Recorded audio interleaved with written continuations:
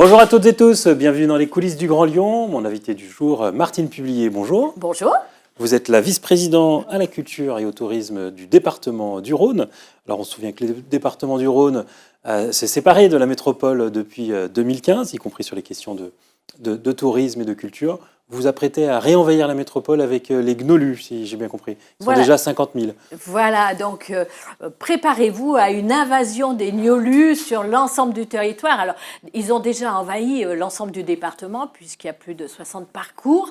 Alors c'est une application qui permet de faire des entièrement promenades. gratuit, ouvert à tous. Pour faire des promenades avec ses enfants, voilà, et avec des personnages qui racontent des anecdotes sur le parcours qu'on découvre. Le but, c'est de pouvoir permettre à tout à chacun de sortir en famille, en amis, avec des amis, et d'aller sur les territoires, d'aller s'oxygéner. Alors, tous ceux qui ont des enfants ou des petits-enfants comme moi, de les emmener en promenade, c'est toujours un petit peu compliqué, hein.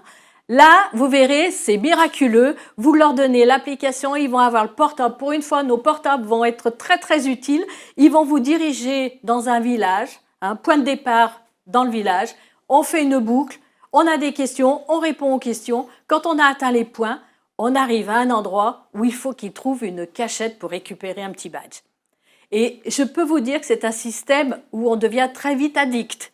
Parce qu'une fois qu'on a fait un parcours, on va en faire un deuxième. Et c'est un concept que vous voulez exporter du coup dans la métropole de Lyon. Voilà. Alors on l'a déjà fait sur des choses assez éphémères, notamment les Lyonnais ont l'habitude, pendant le salon du randonneur, ils ont un parcours éphémère dans le parc de la Tête d'Or. Ils ont déjà un petit peu l'habitude, hein, et on voit que les Lyonnais viennent dans le département du Rhône pour chercher d'autres parcours.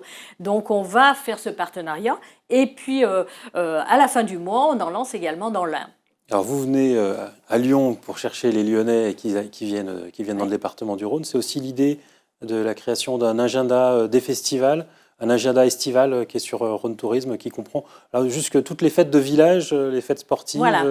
On s'aperçoit qu'il y a une vitalité dans nos villages, hein. Alors on le voit à travers différents médias, on le voit, on est sollicité par les associations qui montent différents projets, que ce soit des festivals, des concerts, des pièces de théâtre, et on a voulu que tout ça soit dans un agenda commun, de façon à ce que ce soit le Rhodanien, le Lyonnais ou celui qui habite dans la France et qui veut venir en vacances dans le Rhône, il va sur Rhône Tourisme, agenda, et il verra autour de son village à 10 km, qu'est-ce qu'il y a ce soir, qu'est-ce qu'il y a dans 8 jours, qu'est-ce qu'il y a. Un agenda où toutes les manifestations, qu'elles soient culturelles ou sportives, sont inscrites. Toutes les fêtes de village.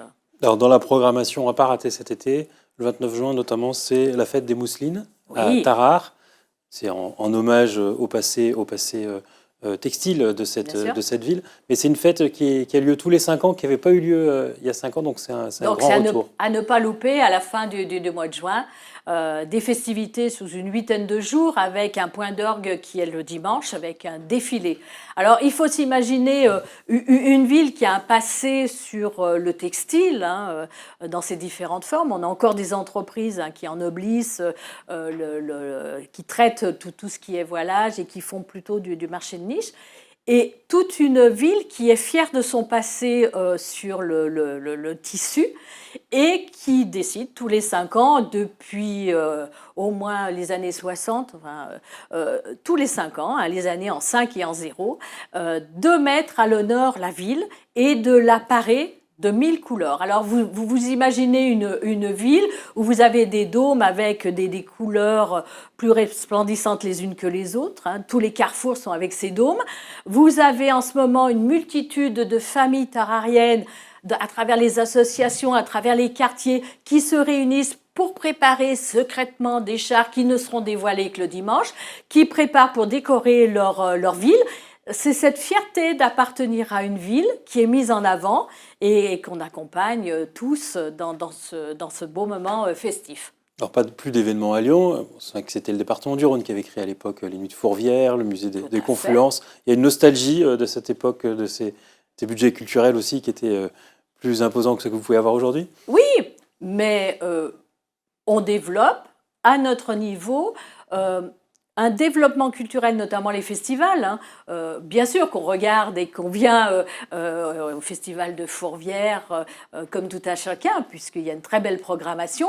Et puis nous, on va proposer, d'un autre côté, des festivals de taille plus à la dimension de nos départements et de nos villages. Et comme des l'Aqueduc festivals. Festival à Chaponneau, les 6 et 7 juin. On a depuis 2 ans, hein, on a souhaité rassembler les festivals importants sous une enveloppe des festivals du Rhône. On démarre début juin avec le festival des Aqueducs. Alors vous imaginez, vous avez un fond de scène, c'est quand même assez remarquable. Ce sont les Aqueducs du Gier. 2000 ans d'histoire en fond de scène. Hein, l'eau qui était amenée de la Loire et du Rhône pour nourrir Lyon, hein, dans l'image, c'est assez important. Une plateforme, et là, vous avez un festival sur 2 jours. C'est la première année, un festival dit de musique actuelle, mais il lance la saison, puisqu'après, nous avons différents festivals hein, qui vont s'échelonner jusqu'au mois de septembre. J'en parlerai d'un qui est tous les 2 ans le Chéri Festival, hein, qui est à Besnay, hein, Chéri. Besnay, c'est un lieu autour de la cerise. Hein. En ce moment, vous allez vous promener, c'est tout blanc de partout. Hein. C'est un lieu de production de cerises, et donc on a un festival tous les 2 ans. Là aussi, c'est un festival qui fait carton plein tous les 2 ans, bien évidemment. Mais on est dans un pré, vous avez une très belle programmation. Et puis là au milieu, vous avez un tout petit festival, hein, le Blues à Jarniou. Là, c'est un petit festival très familial. On s'assoit dans le pré, la nuit tombe, le fond de scène, ce sont les pierres dorées, puisqu'on est à Jarniou, un beau. Et puis on clôture, enfin pour vous dire, dans les grands festivals importants que le département soutient, bien évidemment, les vendanges musicales qui sont là, présentes depuis des années, qui étaient sur 2 soirs, cette année qui passe sur 3 soirs, et c'est assez intéressant. Sur le blues à Jarniou, cette année, nous aurons, et ça c'est important aussi puisqu'on soutient les écoles de musique, nous aurons une école de musique qui va profiter de la scène d'un festival. Alors vous imaginez des jeunes qui apprennent la guitare, qui sont dans des musiques actuelles, on leur propose de monter sur une scène professionnelle en avant-première. Voilà, donc ça c'est possible parce qu'il y a eu une entente entre l'école de musique, le département, la commune, et ça permet à des jeunes de faire waouh. Et alors, dans votre actualité, il y a aussi le projet de port fluvial à Anse. Oui. Vous êtes dans le conseil d'administration de ce projet. Il a été questionné par des associations écologistes, une dizaine qui avaient écrit au département il y a quelque temps, et ça a suscité la colère de Christophe Guillotot. Au dernier conseil du département, vous avez supprimé les subventions de la Ligue de la protection des oiseaux, de Anthropologia, qui travaille sur les abeilles, ou de France Nature Environnement. Il ne faut pas questionner ce projet ? Alors, ce projet est un très très beau projet pour l'ensemble du territoire.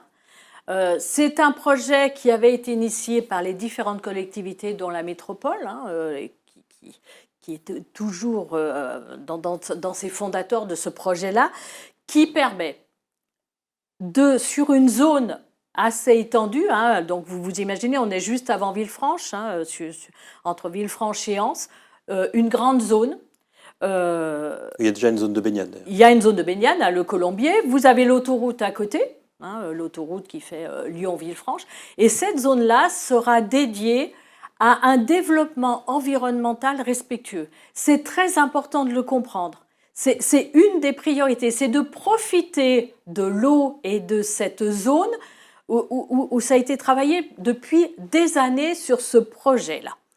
On a une chance inouïe, c'est que le long de l'autoroute, hein, dans ce secteur-là, le long de l'autoroute, il y a une grande zone qui est réservée pour une zone industrielle. Et vous comprenez bien que c'est ces financements de la zone industrielle qui vont permettre le développement touristique et environnemental qui est au bord de l'Ain. Ça va permettre d'amener un poumon vert sur ce territoire, de profiter de l'eau, de profiter d'un porte-plaisance. Il va y avoir certainement des boutiques sur ce lieu, il va y avoir des restaurants. On a un camping qui est juste à côté, on a le lieu de baignade. C'est un ensemble qui va permettre un développement touristique du territoire. On est en train de finaliser une étude touristique, hein, pour savoir quelle population, quelle cible il y aura au niveau touristique. Je reste persuadée que ce lieu peut devenir un lieu de développement touristique, comme l'a été le lac des Sapins à Kublis en son temps. Alors, les questions des associations environnementales portent sur le coût, qui est estimé à 40 millions d'euros, et puis surtout l'artificialisation des sols. C'est 30 hectares, c'est l'équivalent de 30 terrains de football qui devront être artificialisés pour réaliser ce projet. Il y a déjà des compensations qui vont être faites sur un autre lieu où on va réintroduire des zones humides sur des territoires, parce qu'il y a une volonté de dire, si d'un côté on travaille, de l'autre côté on va remettre sur Quincieux une zone humide en état. Donc c'est des compensations qui se font pour tous les projets. Et sinon, le travail est déjà avancé sur ce projet-là, et que si on l'arrêtait maintenant, ce serait un coût perdu pour la collectivité.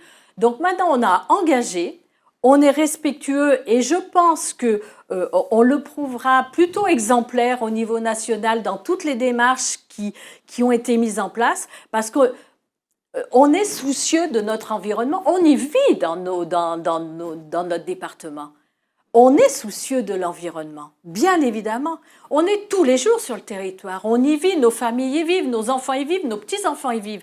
On est tous soucieux de l'environnement. Et quand on a la chance d'avoir des élus qui portent un projet pour pouvoir offrir des lieux où on prend un bol d'air, c'est important. Et il ne faut pas que les associations questionnent ce type de projet, parce que c'est ça qui surprend dans cette histoire, c'est que vous supprimiez des subventions qui sont conséquentes, autour de 28 000, 24 000, 29 000 euros à différentes associations environnementales, parce qu'elles font leur travail, elles questionnent un projet mais comme bien celui-là. évidemment, mais on a besoin de tout le monde. Alors des fois, il y a un petit peu des poils à gratter. On le voit sur différents secteurs, différents projets. Dès que vous faites un projet, il y a toujours un petit... On écoute le petit poil à gratter, bien évidemment. Mais il faut qu'on construise ensemble. Et c'est le dialogue qui est important. Enfin, bon, Alors, quand vous coupez les subventions, vous n'êtes pas dans le dialogue. Oui, mais le dialogue, il se construit. Donc après, vous savez, c'est un petit peu comme dans une famille. Quand il y a entre, bon, je ne vais pas dire le père et le fils, mais un petit peu de tension, eh ben, il y a toujours la mère de famille qui est un peu là en disant on va se calmer, on va discuter, on va se remettre autour de la... C'est exactement la même chose. Donc, il y a pu peut-être y avoir des propos, des choses un petit peu... voilà. Mais il faut qu'on construise ensemble. Vous avez l'air de regretter un peu la colère de Christophe Guillotot au département. Non, mais il y a un moment où il faut dire les choses. Ça, c'est la franchise de l'élu. Et puis après, il y a des choses où on construit ensemble. Il ne faut jamais couper le dialogue. Mais ça, on le sait dans les familles, on le sait en entreprise, c'est le principe d'avancer ensemble. Et qu'est-ce qu'on veut tous? C'est le meilleur pour notre territoire et nos concitoyens. Martine Publier, je vous remercie. Et puis moi, je vous dis à demain pour une nouvelle émission des coulisses du Grand Lyon.